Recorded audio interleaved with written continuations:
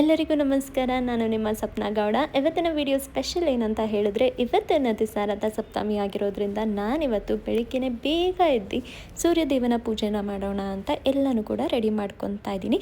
ಇಂದಿನ ದಿವಸ ನೈಟೇ ಮನೆಯೆಲ್ಲ ಕ್ಲೀನ್ ಮಾಡಿದ್ದೆ. ಸೊ ಬೆಳಗ್ಗೆ ಎದ್ದು ಮನೆ ಕ್ಲೀನ್ ಮಾಡೋ ಪ್ರಾಬ್ಲಮ್ ಏನೂ ಇರಲಿಲ್ಲ, ಬರೀ ಹೊಸಲನ್ನ ಅಷ್ಟೇ ಕ್ಲೀನ್ ಮಾಡ್ಕೋಬೇಕಾಗಿತ್ತು. ಸೊ ಹೊಸಲನ್ನೆಲ್ಲ ಕ್ಲೀನ್ ಮಾಡಿಕೊಂಡು ಸೂರ್ಯಗೆ ಅರ್ಘ್ಯ ಮಾಡೋಣ ಅಂತ ಹೇಳಿ ಎಲ್ಲ ರೆಡಿ ಮಾಡ್ಕೊತಾ ಇದ್ದೆ. ಸೊ ನೀವೇ ನೋಡ್ಬೋದು ಸೂರ್ಯ ಎಷ್ಟು ಚೆನ್ನಾಗಿ ಕಾಣಿಸ್ತಿದೆ ಇವತ್ತು ಅಂತ.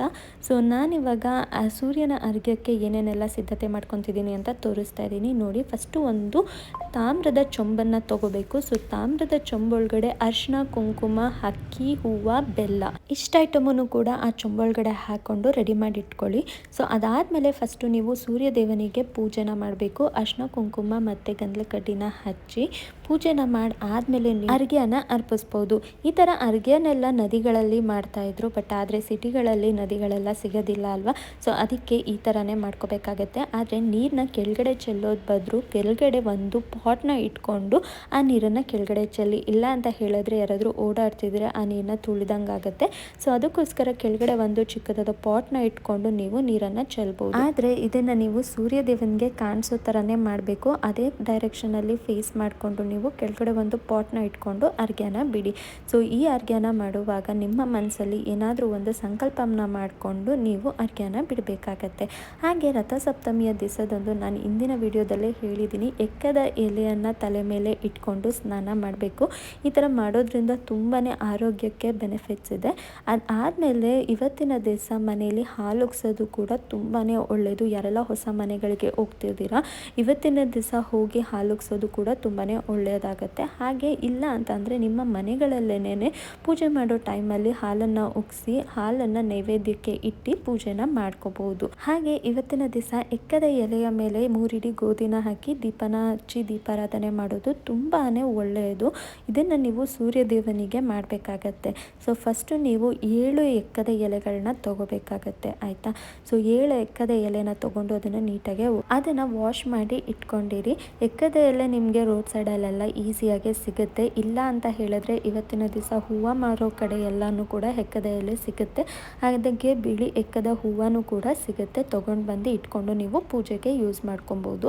ಸೊ ನಾನಿಲ್ಲಿ ಮನೆ ಪಕ್ಕದಲ್ಲೇ ಎಕ್ಕದ ಗಿಡ ಬೆಳೆದಿತ್ತು. ಸೊ ಅಲ್ಲಿ ಹೋಗಿ ನಿನ್ನೆನೆ ನಾನು ಕಟ್ ಮಾಡ್ಕೊಂಡು ಬಂದಿದ್ದೆ. ಅದನ್ನು ನೀಟಾಗಿ ವಾಶ್ ಮಾಡಿ ಕೂಡ ಇಟ್ಕೊಂಡಿದ್ದೆ. ಇವಾಗ ನಾನು ಇಟ್ಕೊಂಡಿರೋವಂಥ ತಟ್ಟೆಗೆ 7 ಎಕ್ಕದ ಎಲೆಗಳನ್ನ ಇಟ್ಕೊತಾ ಇದ್ದೀನಿ. ಒಬ್ಬೊಬ್ಬರು 5 ಕೂಡ ಯೂಸ್ ಮಾಡ್ತಾರೆ, 5 ಯೂಸ್ ಮಾಡ್ಬೋದು. 5 ಎಲೆನ ಇಟ್ಟು 5 ಬತ್ತಿಗಳನ್ನ ಹಾಕಿ ನೀವು ದೀಪನ ಹಚ್ಕೋಬೋದು. ಇಲ್ಲಿ ನಾನು 7 ಎಲೆ ಮತ್ತು 7 ಬತ್ತಿ ದೀಪನ ಹಚ್ಕೋತಾ ಇದ್ದೀನಿ. ಸೊ 7 ಯಾಕಂತ ಹೇಳಿದ್ರೆ ಸೂರ್ಯದೇವ ಇವತ್ತು 7 ಕುದುರೆಗಳ ರಥದಲ್ಲಿ ಸವಾರಿನ ಮಾಡ್ತಿದ್ದಾರೆ ಉತ್ತರ ದಿಕ್ಕಿಗೆ. ಸೊ ಅದಕ್ಕೋಸ್ಕರ ನಾನು 7 ಎಲೆಗಳನ್ನ ಮತ್ತು 7 ಬತ್ತಿನ ಇಟ್ಕೊಂಡು ಪೂಜೆನ ಮಾಡ್ತಾ ಇದ್ದೀನಿ.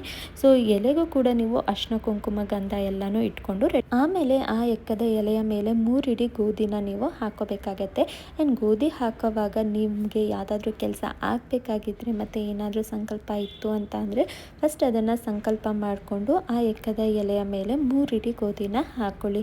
ಸೊ ಗೋಧಿನ ಹಾಕಾದ್ಮೇಲೆ ಒಂದು ಮುಣ್ಣಿನ ದೀಪ ತೊಗೊಂಡು ಆ ಮುಣ್ಣಿನ ದೀಪಕ್ಕೆ ನೀಟಾಗಿ ಅರಿಶಿನ ಎಲ್ಲ ಹಚ್ಚಿ ಅದನ್ನು ಗೋಧಿ ಮೇಲೆ ಇಡಬೇಕಾಗತ್ತೆ. ಆಮೇಲೆ ನೀವು ಫಸ್ಟೇ ಡಿಸೈಡ್ ಮಾಡ್ಕೊಂಡಿರಿ ಎಷ್ಟು ಎಲೆ ಎಷ್ಟು ಬತ್ತಿನ ಇಟ್ಟು ನೀವು ಪೂಜೆನ ಮಾಡಬೇಕು ಅಂತ. ನೀವೇನಾದರೂ 5 ಎಲೆ 5 ಬತ್ತಿನ ಹಾಕಿ ಪೂಜೆ ಮಾಡ್ತೀನಿ ಅಂದ್ರೂ ಕೂಡ ಮಾಡ್ಬೋದು. ನಾನಿಲ್ಲಿ 7 ಬತ್ತಿ 7 ಎಲೆನ ಇಟ್ಕೊಂಡಿದ್ದೀನಿ. ಹಾಗೆ ಈ ದೀಪನ ಹಚ್ಚೋದಕ್ಕೆ ನೀವು ಎಳ್ಳೆಣ್ಣೆನೇ ಯೂಸ್ ಮಾಡಬೇಕಾಗತ್ತೆ, ಬೇರೆ ಎಣ್ಣೆ ಯೂಸ್ ಮಾಡೋಕ್ಕೆ ಹೋಗಬೇಡಿ. ಯೂಸ್ ಮಾಡಿದ್ರೂ ಪರವಾಗಿಲ್ಲ, ಬಟ್ ಎಳ್ಳೆಣ್ಣೆ ಯೂಸ್ ಮಾಡೋದು ತುಂಬಾ ಶ್ರೇಷ್ಠ. ಸೊ ಅದಕ್ಕೆ ನಾನಿಲ್ಲಿ ಎಳ್ಳೆಣ್ಣೆನ ಯೂಸ್ ಮಾಡಿ ದೀಪನ ಹಚ್ಕೋತಾ ಇದ್ದೀನಿ. ಮನೇಲೇ ದೀಪ ಹಚ್ಕೊಂಡು ನಾನು ಈಚೆ ತೊಗೊಂಡೋಗಿ ಸೂರ್ಯದೇವನಿಗೆ ಪೂಜೆನ ಮಾಡಿ ಸೂರ್ಯನ ಬೆಳಕು ಎಲ್ಲಿ ಬೀಳುತ್ತೋ ಅಲ್ಲಿ ನಾನು ಈ ದೀಪನ ಇಡ್ತಾ ಇದ್ದೀನಿ, ಮತ್ತೆ ವಾಪಸ್ ಮನೆ ಒಳಗಡೆ ತೊಗೊಂಡೋಗ್ತಿಲ್ಲ. ಸೊ ಇದನ್ನು ನಾವು ಸೂರ್ಯದೇವನಿಗೆ ಅಂತಲೇ ಮಾಡಿರೋದು. ಸೊ ಸೂರ್ಯನಿಗೆ ಕಾಣಿಸೋ ಥರನೇ ಇಡಬೇಕಾಗತ್ತೆ.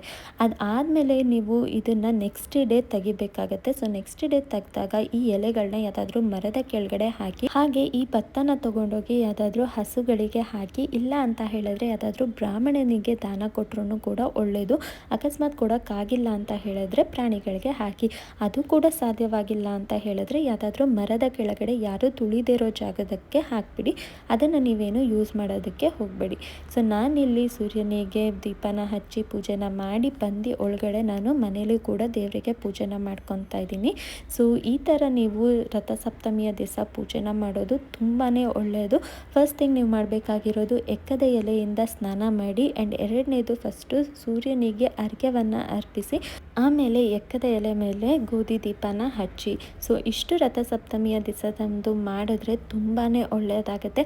ಹಾಗೆ ಆ ಸೂರ್ಯದೇವನ ಆಶೀರ್ವಾದನೂ ಕೂಡ ನಮ್ಮ ಮೇಲಿರುತ್ತೆ. ಸೊ ಈ ವಿಡಿಯೋ ನಿಮ್ಗೆ ಇಷ್ಟ ಆದರೆ ಲೈಕ್, ಕಮೆಂಟ್ ಹಾಗೆ ಸಬ್ಸ್ಕ್ರೈಬ್ ಮಾಡೋದನ್ನು ಮರೆಯೋಕ್ಕೆ ಹೋಗಬೇಡಿ.